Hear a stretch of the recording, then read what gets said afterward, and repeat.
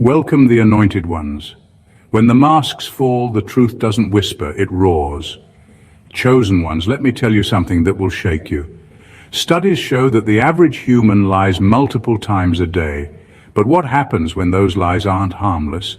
When they're carefully crafted agendas built against your very destiny? Here's the twist. God doesn't just observe. He exposes. And when he exposes, it isn't in slow motion.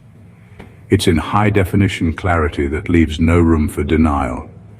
For years, they thought they were slick operators running a chess game behind the scenes. In their minds, you were the pawn, the easy piece to sacrifice. But what they didn't calculate is that heaven was watching every sneaky move, every whispered plan, every backroom conversation. And now, the game board has flipped. Their secret strategies have turned into public spectacles, and the very traps they set for you are now their own embarrassing documentaries. Think of it this way, it's like someone trying to keep a diary of all their mischief, only to find out that God went ahead and published it on the front page for the world to read. And let's be honest, some of them are probably wishing right now that the ground would open up and swallow them whole. This isn't just exposure, this is justice in real time. Raw, unfiltered, undeniable. And you, the chosen one, are standing in the center of the revelation, not as the victim, but as the living evidence that no hidden agenda survives the light of God. Now buckle up, because what I'm about to break down will not just make you nod in agreement. It'll make you laugh at how pathetic their schemes really were, and marvel at how thoroughly God has served them their own medicine. Number 1. The invisible ledger appeared. The invisible ledger appeared is not a poetic line. It is the brutal accounting of every slight, every calculated smile, every favor traded for silence being listed in cold, undeniable detail. Small acts that once felt private, a deleted message, an offhanded comment meant to shift blame, a helpful referral that was really a setup, begin to show up as entries, timestamps, witnesses, patterns. Those entries don't need dramatics. They are ordinary things collected and aligned until a pattern becomes obvious. That ledger doesn't judge with melodrama, it only records, and records have a way of doing what secrets could not, turning reputation into paper, then into proof. When people scroll through the receipts, what looked like character becomes choreography, and the choreography reveals intent. The ledger is merciless because it doesn't rely on feelings, it relies on evidence, messages, bank transfers, meeting notes, contradicted statements, silent absences when you needed help. Each line is small on its own, but together they outline a strategy. That strategy is what changes history, because history prefers documents over rumors. The moment those lines are arranged into a readable sequence, allies stop guessing and start choosing. The ledger forces conversations that were always avoided because it replaces opinion with trace. The exposed ledger also has an odd effect on the exposed: panic. People who once felt secure because their machinations were buried now realize that security was an illusion built on messy human details. Panic leads to mistakes, and mistakes make the ledger more complete. Attempts to rewrite entries create contradictions that become new entries. The more they try to tidy up, the more the ledger fills itself.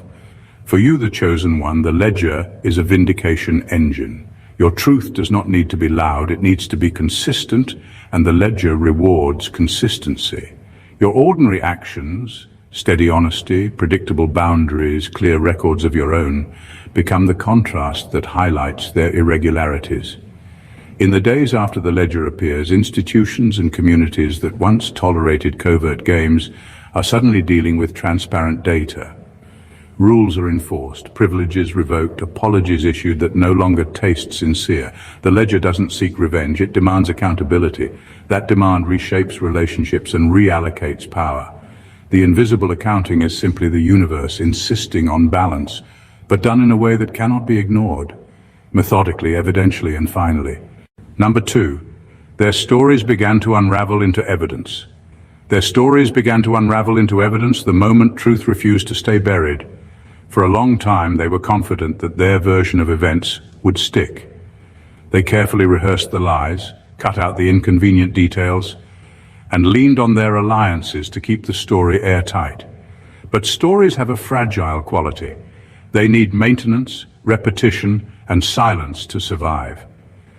Once a single contradiction slips through, the entire structure starts to sag under its own weight. What once sounded polished begins to sound rehearsed. What once convinced others starts raising suspicion. Every repeated line becomes less persuasive and more incriminating. The unraveling doesn't happen in one dramatic collapse. It happens piece by piece. A forgotten message surfaces. A timeline doesn't match. An alibi is broken by a casual witness who didn't even know they were holding critical information. Suddenly the story no longer stands alone. It requires patches, corrections, and adjustments. Those patches don't make the story stronger. They make it look desperate. The more energy poured into defending it, the more obvious it becomes that something is wrong. A lie can only survive when it is simple. The moment it grows complicated, the truth starts peeking through the seams. For you, the unraveling is both painful and liberating. Painful because you realize just how much effort went into scripting your downfall. Liberating because those efforts are collapsing without you needing to force it. The stories that painted you as unreliable, weak, or unworthy begin to serve as evidence of the speaker's own intent. Every word used to attack you is now a thread being pulled out of the fabric they sewed. What was once presented as your shame is now their documented strategy. This transformation of story into evidence is irreversible. Once a lie is exposed, it cannot be repaired to its former strength. Even if people try to cling to it, the seed of doubt has already been planted. Their confidence disappears, their credibility crumbles, and the audience that once believed them becomes cautious. The unraveling is not just about proving you right. It is about proving them incapable of holding the weight of their own deceit. That shift leaves them naked before the very people they wanted to impress, and it elevates your truth without you having to twist a single fact. Number 3, your pain became the map to their pattern. Your pain stopped being a private thing and became the most precise map available for reading their behavior. Each wound, each snapped promise, each moment you were sidelined lines up with other similar moments until what looked like random cruelty starts to show a design. Those moments cluster: the timing of attacks, the preferred language used to gaslight, the people they call in as backup, the rituals of exclusion. When you lay these instances side by side, the pattern emerges, not as theory but as a repeatable playbook they run whenever they want control. That map changes the narrative completely. Your suffering is no longer the lonely evidence of bad luck or a personal failing. It becomes a form of intelligence. It points to who benefits from your silence, who profits when you're small, and who engineered the context where your voice would be drowned. The disgrace they wanted to pin on you turns into a traceable trail that investigators, friends, and the wider community can follow. That trail shows motive, not just outcome. It reveals the architecture behind the cruelty. Coordination over coincidence, strategy over spontaneity. Because your pain is chronological data, it also allows verification. Independent accounts begin to mirror each other. Small details that once seemed trivial suddenly match up across different settings. What looked like one isolated incident becomes a series that proves intent. The people who followed their pattern for years are exposed not by one loud accusation, but by multiple quiet confirmations. That accumulation makes denial harder and deniability vanish. The shift in how people read events forces practical responses. Where before there were apologies with no change, now there are calls for structural reform, checks put in place to prevent the same pattern repeating, and relationships re-evaluated on the basis of demonstrated behavior rather than charisma or position. Your pain becomes a preventative manual for others. It teaches boundaries, where to push back, who to distance from, what questions to ask before trusting. On a personal level, this mapping turns your trauma into power.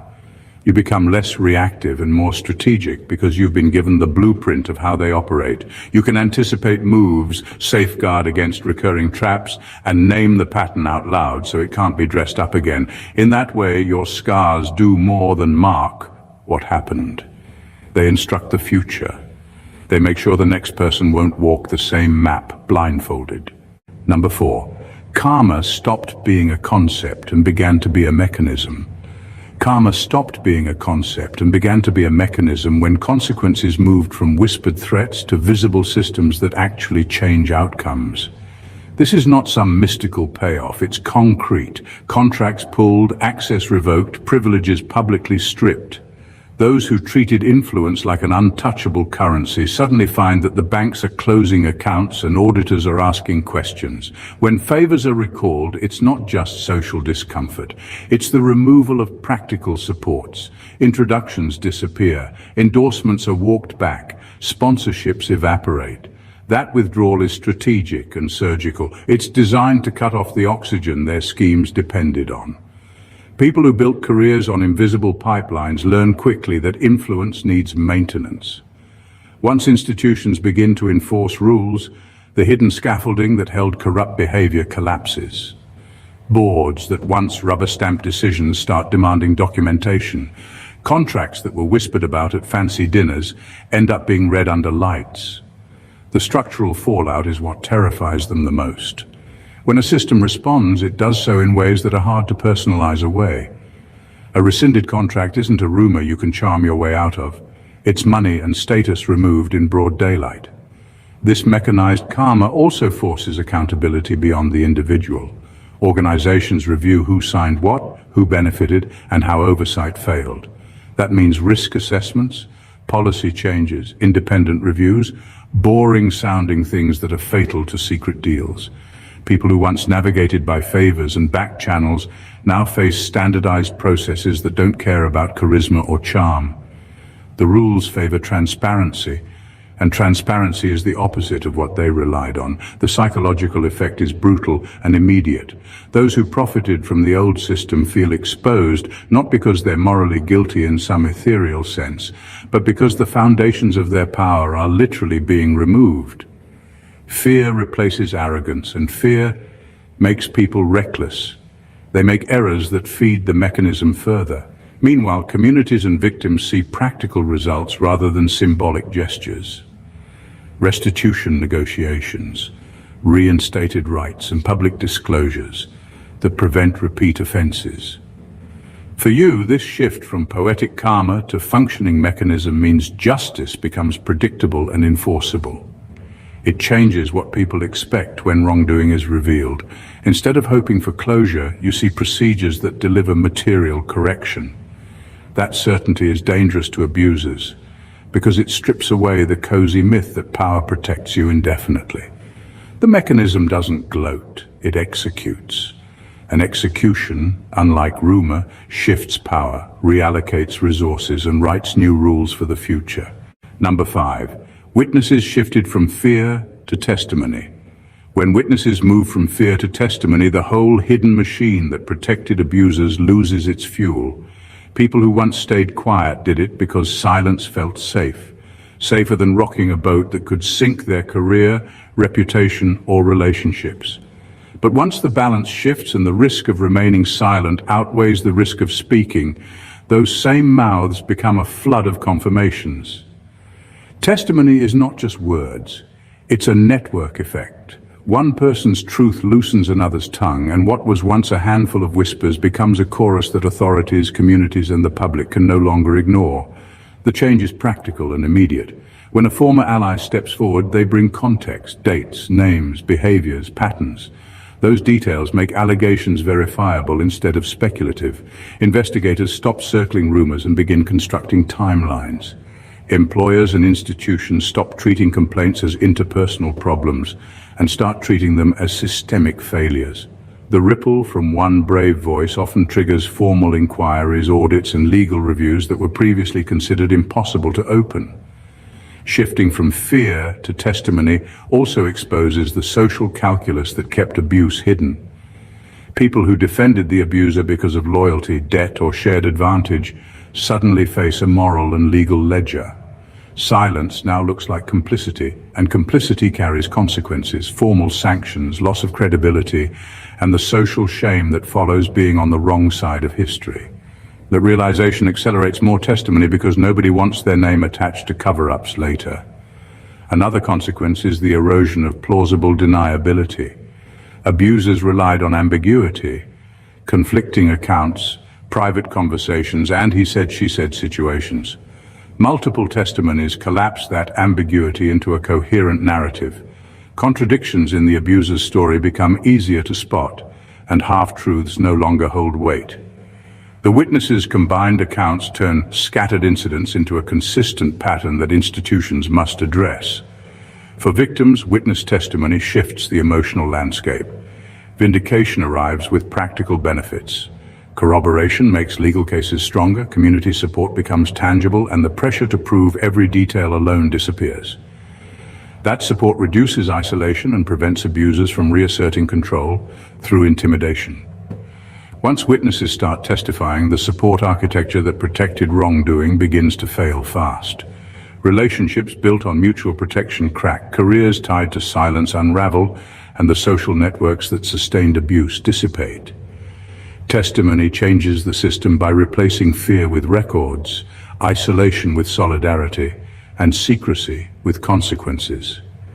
The moment witnesses choose truth over safety, the whole house of cards starts to fall. Number 6, their mirrors cracked first. They see themselves for the first time the way everyone else has been seeing them, and the sight breaks something. The polished reflections they used to project, confidence, control, competence, start to reveal cracks, hurried excuses, rounding of the truth, small betrayals that once looked like savvy moves. That first glimpse is destabilizing because their identity depended on the illusion of being untouchable. When the mirrors crack, it forces a rapid reassessment. Panic follows because they realize their brand wasn't built on substance but on concealment. Panic is dangerous in this context because it's noisy and obvious. Someone who once handled pressure with a smooth lie now stumbles, slurs, or doubles down with more lies. Those reactions are confessions by action. Trying to smooth over exposure with charm no longer works. Instead, the effort to control perception draws attention to the very inconsistencies they hoped would stay hidden. People watch for patterns, and panic creates patterns.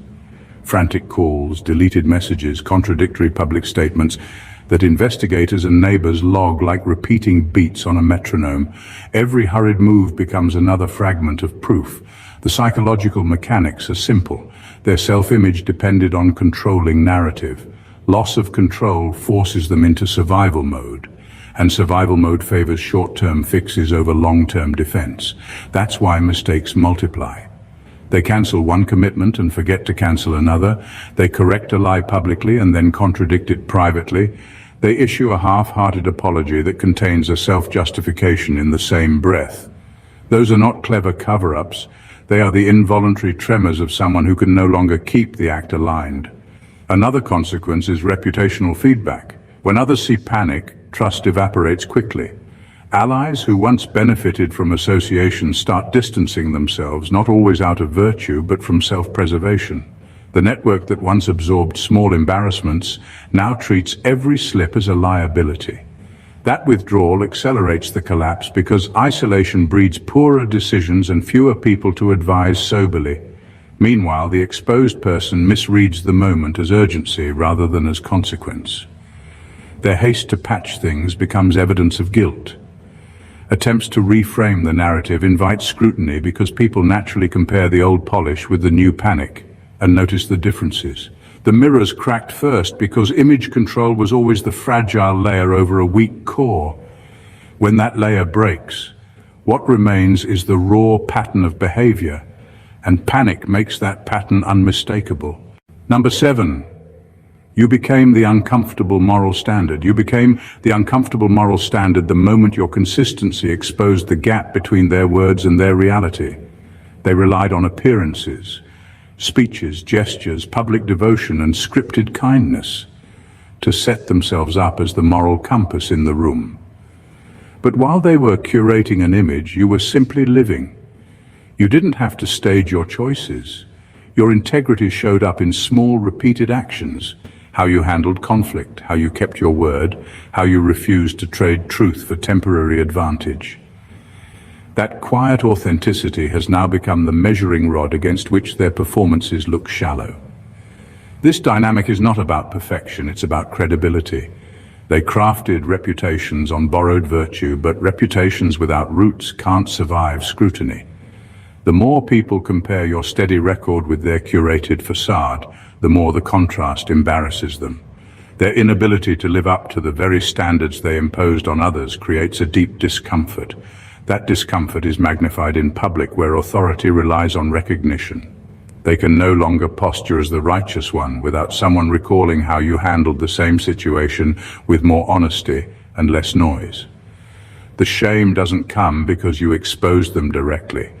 It comes because your life makes exposure automatic. Their authority wilts when integrity becomes the standard, because integrity doesn't need applause or validation, it just holds. And while they can mimic rituals of goodness, they can't fake the fruit of it. Trust that grows naturally, respect that isn't demanded but offered freely, and loyalty that comes without coercion.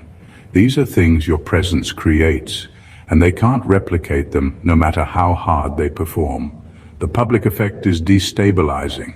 Crowds once conditioned to respect the loudest voice start recognizing the quiet consistency in you as the true benchmark. That shift takes power away from people who depended on pageantry. The more they try to reassert themselves with louder declarations or forced displays of morality, the more hollow they appear beside you. It's not that you set out to compete. It's that your authenticity redefines what leadership, faith, or righteousness looks like in real time. And that's why you've become their discomfort. You are not just someone who survived their schemes. You're the walking contradiction to everything they built. You reveal by existing what they failed to embody by pretending. That silent but steady exposure is a shame they can't shake, because the standard you represent isn't up for negotiation.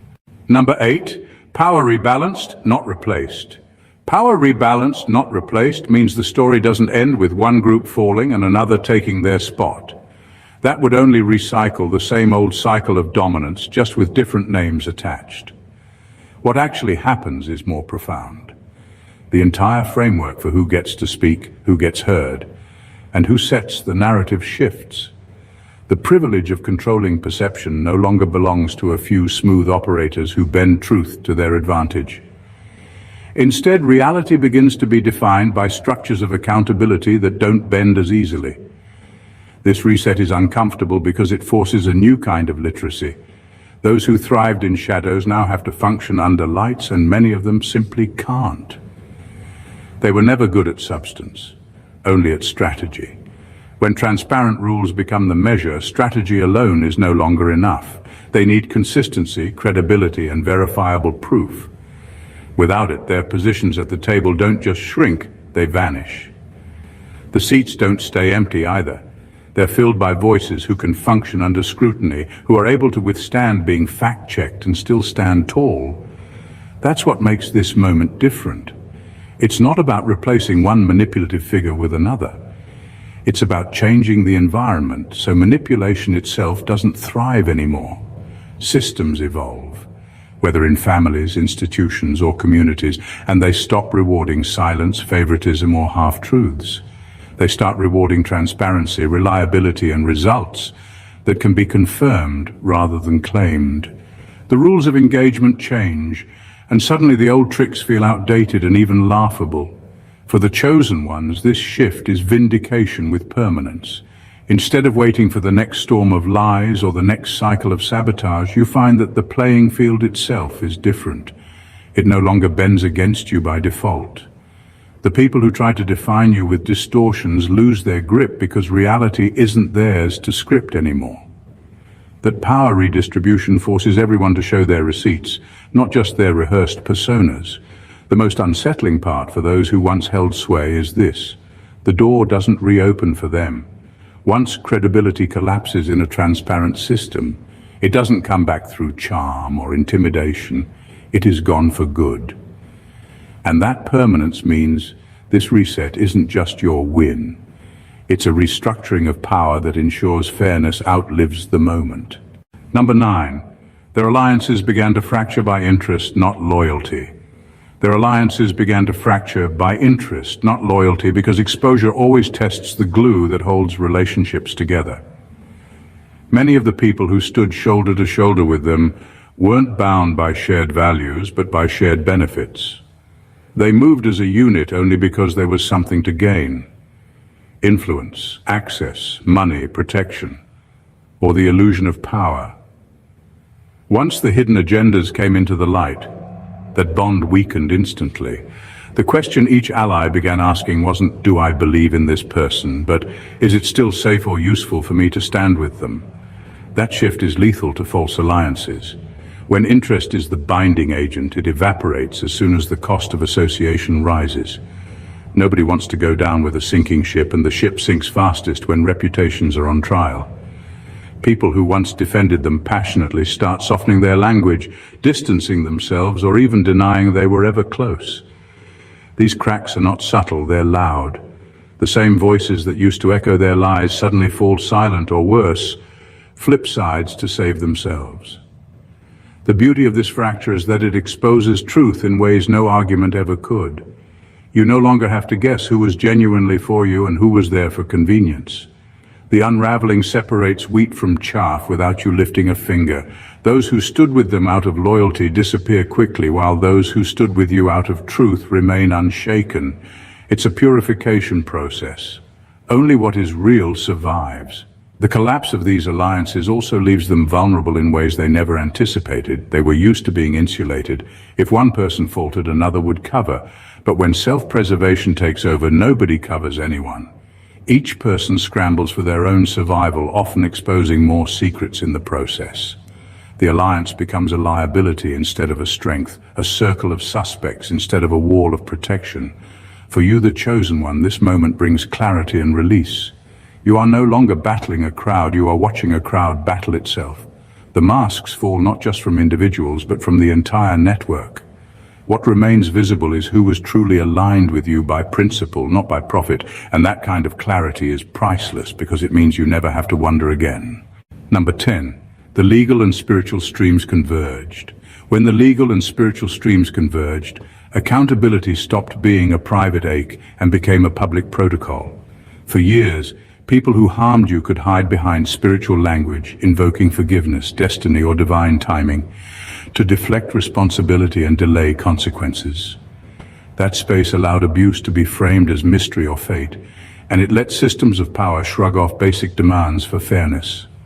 Once legal processes and spiritual clarity began to align, those defenses collapsed because two different logics started pointing at the same conclusion. Misconduct had real-world costs, and moral clarity demanded repair. This convergence changes how outcomes are decided. Legal mechanisms add enforceable remedies. Contracts can be cancelled, settlements negotiated, testimony recorded under oath, while spiritual reckoning brings community judgment, restorative practices, and moral accountability that law alone doesn't create. Together they form a two-track system that narrows escape routes.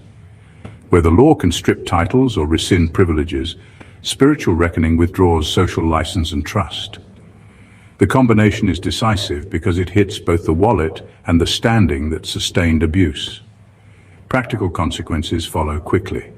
Institutions begin to treat complaints with seriousness because the reputational cost is no longer abstract.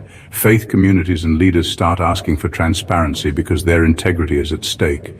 Boards open investigations, not only to satisfy legal duty but to preserve moral credibility.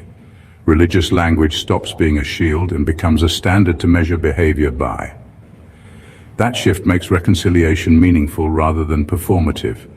Apologies must be matched by concrete restitution and changed practices, not just flowery statements.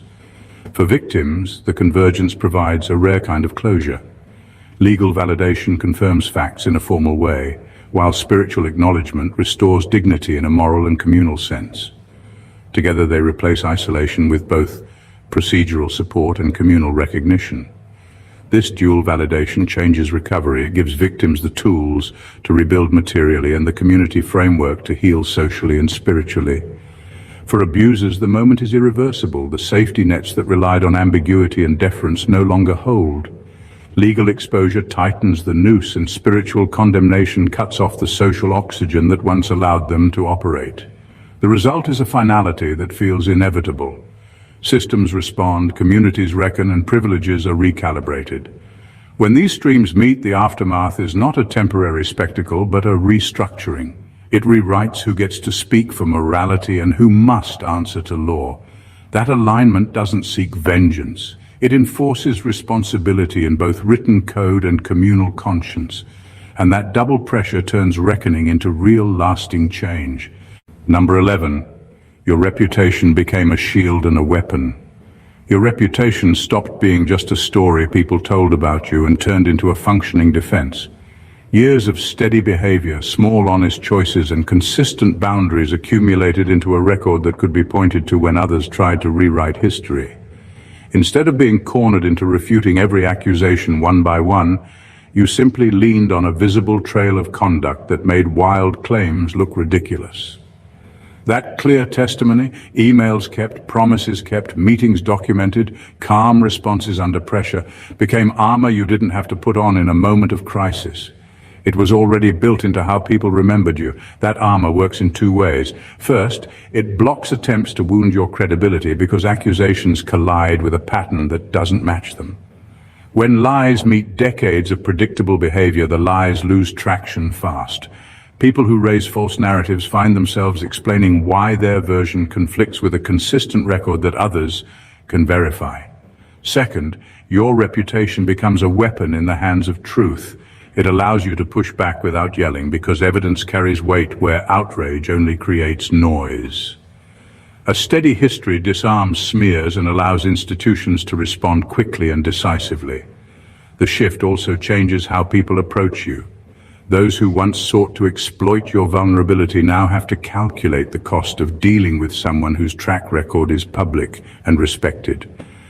That doesn't stop everyone, but it makes motives visible. People who come close with unclear intentions are easier to read because their behavior will either match or clash with the standards you live by. When someone's moves don't line up with your history, it shows up quickly and you can act before damage takes root. In that sense, reputation becomes a gatekeeper, not cruelly exclusionary, but practical and protective. There's a subtle social effect too. Allies and bystanders tend to rally faster around someone with a credible past. Support shifts from being emotional to being procedural, because institutions prefer to back people whose reputation is verifiable. That backing changes power dynamics. Your history invites others to trust in processes that protect you rather than leaving everything to personality contests. Finally, this reputation-turned armor flips the script on predators. They used to rely on ambiguity to manipulate. Now ambiguity works against them. Your consistent life makes uncertainty the enemy of their schemes. The end result is quiet but powerful. Your reputation doesn't just keep you safe. It reshapes how people behave toward you, exposes true motives, and turns credibility into both shield and strategic advantage. Number 12. Silence was replaced by public accountability rituals. When silence no longer works, society replaces it with rituals of accountability. What used to be whispered about in private now unfolds in spaces where receipts, statements, and testimonies leave permanent marks. A forced apology in public isn't just about words. It's about stripping away the protective shield of secrecy. Suddenly, people who once laughed at consequences have to face processes that measure their actions, document the damage, and demand repayment. It's no longer enough to move on or keep the peace. The wrongs have to be formally acknowledged. These rituals don't emerge by accident. They show up because silence failed too many times. Every closed-door compromise that buried the truth created pent-up tension, and eventually that pressure forces systems to create visible responses. Evidence is displayed, confessions are written down, statements are read aloud. These steps may feel dramatic, but their weight is structural. They transform what used to be opinion into documented fact. Once it's written, filed, or recorded, there is no easy retreat. For those who once relied on charm, charisma, or manipulation, these accountability rituals feel like cages. They can't smile their way out or privately convince someone to let things slide. The process itself demands completion. The apology must be delivered. The evidence must be reviewed. The corrective action must be taken. This structure removes room for excuses and forces the abuser into a role they can't control, a subject of scrutiny rather than the author of their own spin. Another shift happens socially. Rituals make accountability communal. Where silence kept victims isolated, these public processes gather witnesses. Once an apology is issued in front of a crowd or evidence is displayed online, the community becomes the custodian of the truth. That makes backsliding harder. The crowd remembers. The record remains searchable. What was once hidden in private memory is now guarded by collective knowledge. And that collective knowledge is powerful. It changes incentives. Those who once looked the other way now calculate differently, because ignoring a documented process means siding against proof. Being complicit suddenly costs more than it pays.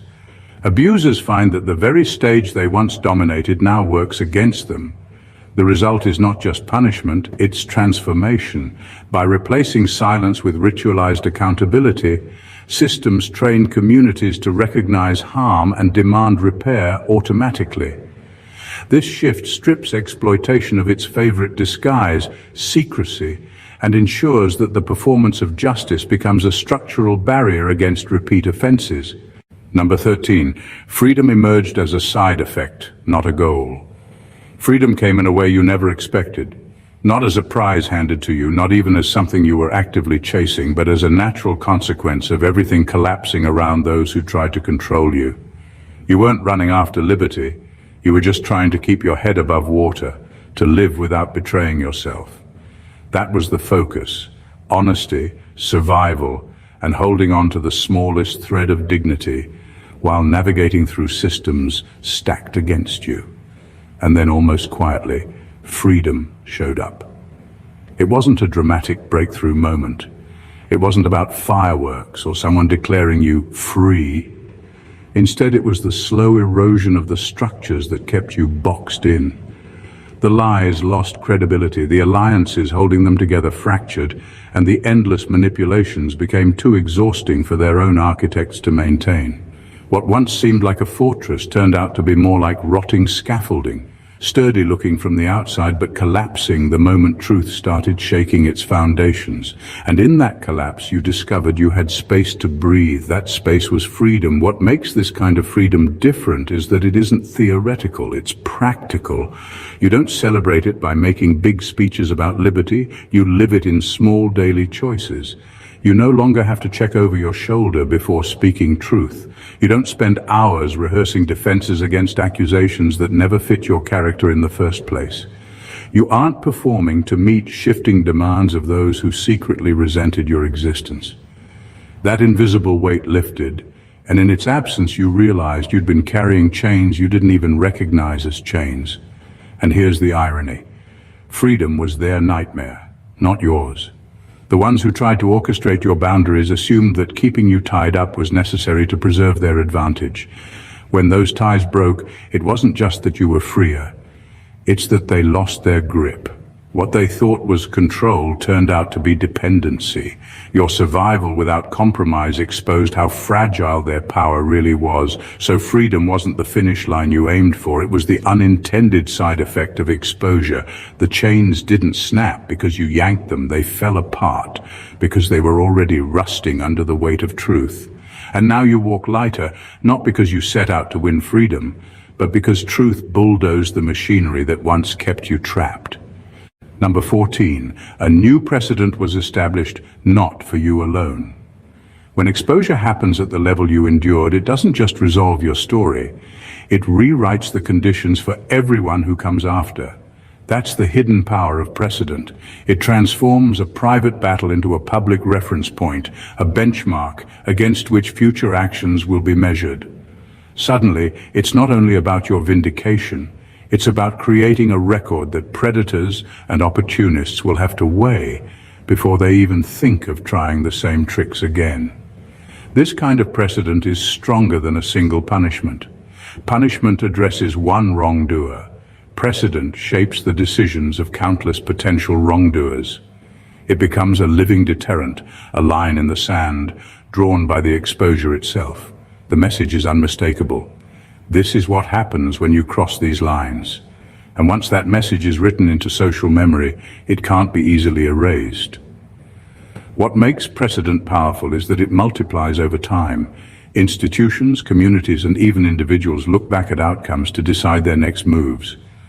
If your case showed that silence will collapse into testimony, that lies will unravel into evidence, and that manipulation will spiral into accountability, then the next person plotting will think twice. Not because they've suddenly developed morals, but because they can see the cost of getting caught has risen dramatically. Exposure is expensive and nobody wants to pay that bill. The irony is that the people who tried to destroy you accidentally became the warning label for everyone else. Their downfall is now a cautionary tale. Their names attached to the kind of consequences predators work hard to avoid. And though they might rage against that role, their legacy is sealed. They became the example. That's a kind of justice deeper than courtroom sentences. It's cultural justice, encoded into memory. For you, the precedent means you don't just walk away with your own freedom restored. You leave behind a safer terrain for others. Someone else will find their chains lighter because your battle redefined the boundaries. That ripple effect is bigger than any one victory. It's the system itself evolving, learning from exposure, and refusing to go back to the days when silence and charm could cover corruption. In the end, your story doesn't just close a chapter, it opens a new rulebook, and that rulebook will outlive every personality involved, making your reckoning not just personal triumph but structural change. The story of exposure, reckoning, and transformation is not just your story. It is a blueprint for how truth and integrity ultimately dismantle deception. Every hidden agenda, every false alliance, every whispered lie has been revealed, measured, and held accountable. The lies that were meant to bind you have unraveled, the manipulations designed to control you have fractured, and the power once wielded against you has been redistributed in ways that favor transparency and justice. Your integrity has become the standard that others are measured against, your scars the map that exposes patterns, and your consistent life the shield that protects while also revealing true motives. This isn't about vengeance, it's about inevitability. Systems react, structures adjust, and communities recalibrate when lies collide with evidence and when silence is replaced by accountability. Karma becomes a mechanism. Alliances fracture under the weight of exposure, and those who once sought to manipulate now find themselves exposed and panicked. Your survival and honesty have created more than personal vindication. They've established a precedent that protects the future, deterring predators and reshaping the rules for what will be tolerated going forward. Freedom emerges not as a goal, but as a natural consequence of truth taking its course. What once seemed like chaos or punishment is revealed as the divine orchestration of justice, measured, inevitable, and permanent. Your reputation, your testimony, and your unwavering moral standard have turned into tools that shield you, wield power, and redefine authority. The world has been forced to acknowledge reality on your terms, and in doing so, your story has become a template for structural change. This is the full scope of exposure. It humbles the arrogant, protects the innocent, and rewrites the game for everyone who comes next. You didn't just survive schemes and deceit. You turned them into a masterclass of accountability, power rebalancing, and inevitable truth. The impact doesn't end with you. It echoes far beyond, leaving behind a system where manipulation falters and integrity prevails. You are living proof that honesty, resilience, and courage don't just survive adversity, they redefine the rules entirely. If this breakdown resonated with you, make sure to hit that subscribe button and join the community of chosen ones uncovering truth and reclaiming power. Smash the like button if you feel the impact of exposure and accountability. Drop a comment below to share your thoughts or experiences. Your voice matters and could inspire someone else. And don't forget to share this video with anyone who needs to see that integrity, truth, and courage always leave a mark. Every click helps spread the revelation, and together we keep rewriting the rules. God bless you.